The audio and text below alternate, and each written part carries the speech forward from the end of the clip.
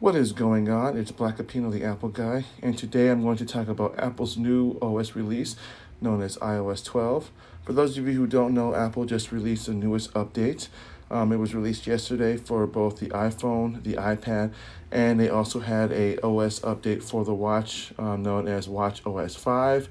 Unfortunately, I will not be able to show some of the new features for that, but I will be able to show the features that they have in OS 12 for your iPhone. So we're just going to get right into it. First thing I'm going to talk to you about is what you need to do first before updating to the newest firmware. So as you can see, I am already running iOS 12 myself. So what we're going to do is you're going to go into your settings, and you can do this one of two ways.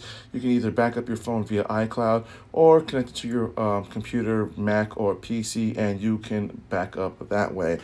With that being said, if you are not at home and you are out and about and you want to do the update for your phone, I can tell you right now, it is a 1.65 gigabit download, so you may be limited by your data. It will not let you. It'll pop up a warning basically telling you that you're about to download a huge file over the cellular network, which could basically impede your data allotment, or basically whatever your basic data plan is going to take a heavy toll on that. So if you are not at home, or if you don't have access to Wi-Fi at your work, I would suggest just waiting till you get home, plug it in, and do it that way, as you don't have to worry about it draining your battery, because no one likes to walk around with a half-dead phone. So to verify that my phone is running iOS 12, we're going to go into General, we're going to go into About, where it says versions. Obviously you can see 12.0, that is the newest version.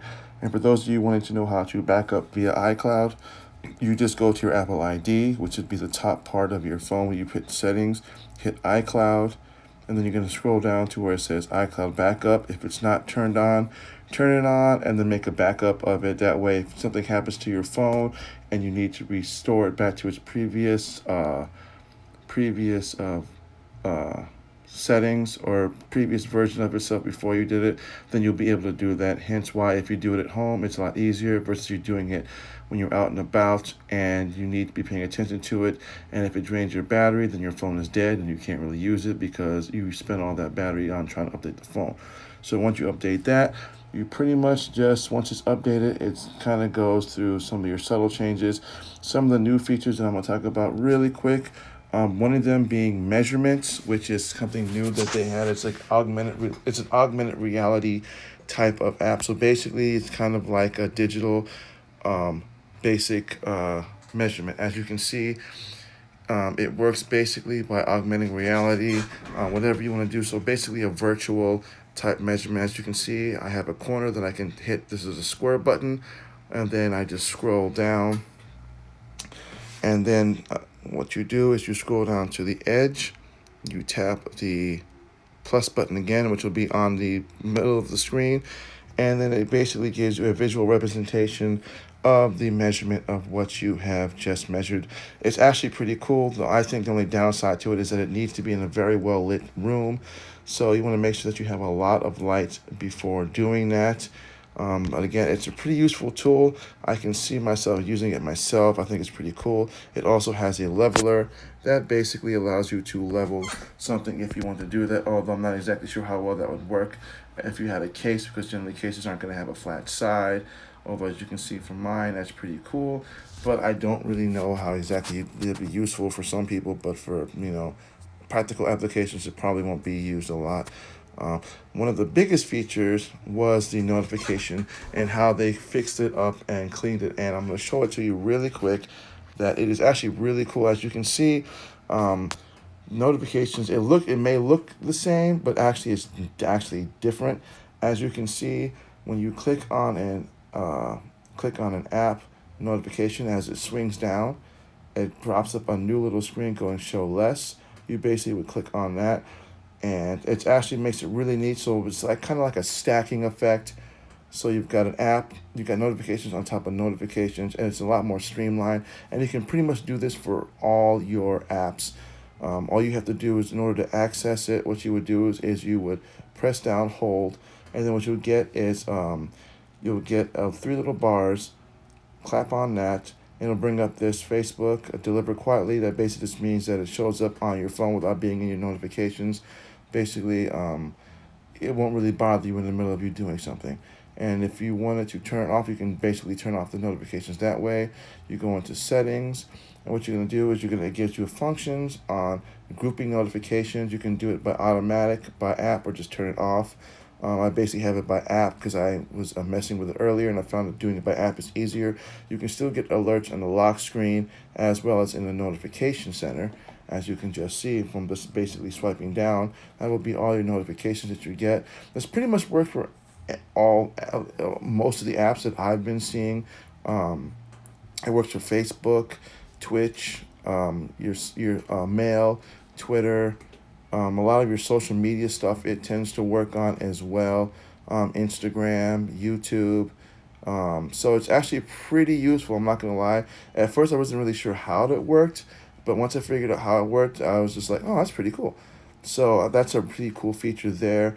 The health feature, the health one that everyone's been talking about as well, is also pretty cool. Um, it doesn't really have too much showing. It's a little group. It's actually different, the interface, not too different other than like from what I've seen. It's as far as the interface is concerned. It's not as clustered as it used to be, which is kind of nice. It just kind of goes by workouts, kind of shows you close on your rings, monthly challenges, kind of shows you basically what you have won. If you use the health app, which I use the activity on my watch all the time, it's actually tied in with your watch, so that is pretty cool in itself. The health aspect, again, I didn't really see anything improved on this as far as what it is, so I think it's just mostly the activities app. Um, Another thing is that you'll notice that it's a lot more smoother. It's a lot faster, the OS, once you've updated. There's really no lag whatsoever, as well as one of the other cool features is texting. Obviously, if you've texted in the past before, you've noticed how it was kind of dull and boring looking. It actually looks really nice and slim. It was the first thing I noticed about texting app, the portion, was how nice and streamlined it looks, as well as being able to add photos to your text from the messaging portion. I think that's pretty cool in itself, as well as a few other things, obviously, that you can share with now. You can do the health challenges. You can text that to your friends, which is kind of cool. Um, I thought that was kind of unique. And then you have photos, which is actually improved, which I kind of like. As you can see, you now have just your photos, and then you have a for you, which is kind of cool. It's kind of a sharing suggestions. It just kind of gives you short memories, kind of makes it more personalized for you to kind of share with others. I actually think that's kind of cool. I like that. And then one feature that I have yet to try yet that I will be trying, it's known as it's called Siri. It is known as the shortcuts. Basically, what the shortcuts do is it allows you to add things and make a quick shortcut out of it without having to basically go into the app or asking, hey, Siri, to do this, or a whole bunch of other stuff. And how you activate that is you just go into Siri. You can do your suggested shortcuts, like view memory, obviously, see what's happening, new calculations, all shortcuts. I've only done it once so far, and it's really primarily for my tile. So I will basically show it to you really quick how that works. Obviously, as you can see, I have a shortcut there, so we'll see if we can try this and see what it does. Hey Siri. Hey Siri. It won't let me do it while I'm in recording. So, but basically, what happens is that when you enter in the Hey Siri portion, depending on the shortcut, it actually gives you suggestions from the main screen itself, or opens up the app. However, you want to add the commands for it. It's actually pretty cool. I like it. It's very functional, and that's just a few of the things that I found so far. They've said they've improved the camera. You can now shoot instead of at 4K at 30 frames a second. You can now shoot at 60. But I think you can. I think you've always been able to actually do the 60. I'm not really sure because I hardly ever shoot at 60 frames. So, but you can also now lock the camera. so you can automatically lock it. So when you go into the camera feature, you don't have to worry about when you're getting ready to do something, swiping it accidentally to photos, and then taking a photo by accident instead of actually taking the video. So that's pretty cool. Um, Obviously, the slow-mo's been pretty much the same, 240 and 120. Keep normal. Obviously, there's been a few improvements. I actually kind of like some of it. I haven't really gone through all of iOS 12 yet, but that's just the really the most major concerns is the notifications, as well as the do not disturb. Actually, has been kind of different. There's actually, you can actually enable it straight from Siri, or you can actually do it straight from here. It's actually a lot more easier to use. Um, as well as a new feature which I think most parents will find useful is the screen time. It basically gives you a readout of what you've been doing on your phone as far as groups of apps. Like it breaks it down into social media, productivity, others, and it just kind of shows you basically what apps have been used the most. And it's actually pretty cool. I actually find this very useful for parents, and I think that I can see this being used more and more by parents to kind of track their kids.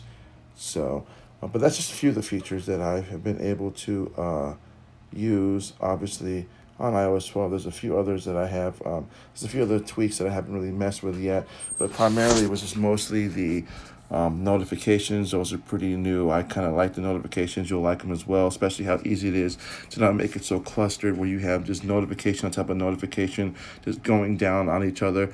You can basically just click on one and then it goes straight to it, or you can basically tap on it and, as you can see, show less, and it scrolls it right back up. It's very useful.